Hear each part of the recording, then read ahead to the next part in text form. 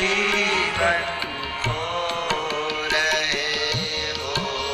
જેને પોતાના સચ્ચિદાનંદ આત્મ સ્વભાવની વિસ્મૃતિ છે અને એને આ ભય લાગે છે, તો બા કુલ આટલા પ્રકારના ભય છે જે આ શરીરને હું માને અને આ સંસારને સ્થિર માને છે, સત્ય માને છે. પ્રત્યેક જીવને એક પહેલો ભય એકલા પડી જવાનો ભય છે બા. અને એ પણ પોતાના આત્મ સ્વરૂપ શ્રી કૃષ્ણની ખ્યાતિ નથી અને કદી કોઈ જીવનો ભગવાન સાથે નિત્ય સંબંધ છે અને આ શરીર અને આ દ્રશ્ય સાથે કેવળ કલ્પિત સંબંધ છે. કલ્પના કરવી હોય તો કરી લો, આ સોફો મારો છે. કલ્પના કરવી હોય તો કરી લો, આ ગામ મારું છે. કલ્પના કરવી હોય તો કરી લો, આ ખેતર મારું છે. કલ્પના કરવી હોય તો કરી લો, આ પુત્ર મારો છે.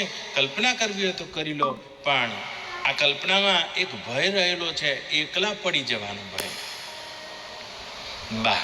પ્રત્યેક જીવને અને ભગવાનનો ભક્ત એ કદી પોતાને એકલો નહીં અનુભવતો જેને આત્મજ્ઞાન થયું છે. નહીં તો એકલા પડી જવાનો ભય કોને નથી? હા હા હા, કે આ બધા મારાથી છટકી ના જાય, હું ક્યાંક એકલો ના પડી જાઉં. પણ કોઈ આજ જશે કોઈ કાલ, આ તો પંખીડાનો મેળો. કોઈ આજ જશે કોઈ કાલ, આ તો પંખીડાનો મેળો. ગંગા નદીમાં તણખલા આયા હોય ને થોડી વાર રમતા હોય, ઈશ્વરભાઈ પાણીની એક છાલ લગાવે ને છૂટા પડી જશે.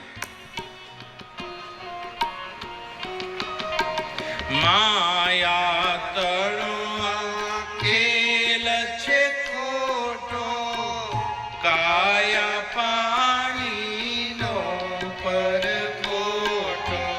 માયા તણો ખેલ છે ખોટો, કાયા પાણીનો પરપોટો. ક્યારે ફૂટે એ કઈ ના શકાય,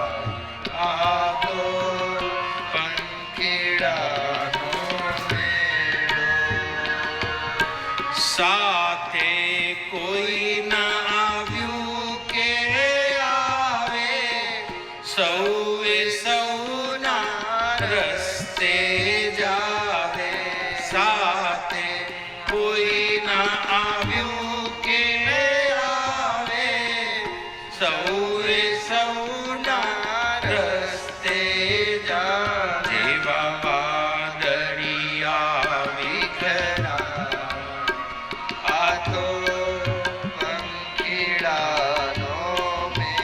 જે પોતાના આત્માને સચ્ચિદાનંદ જાણતો નથી, જે પોતાના એ આત્મ સ્વરૂપ શ્રી કૃષ્ણના તત્વનું જેને જ્ઞાન નથી, અને તેવા અજ્ઞાનમાં તેને એક ભય એકલા પડી જવાનો છે. અને મથુરાના રાજાને છે જો આપણી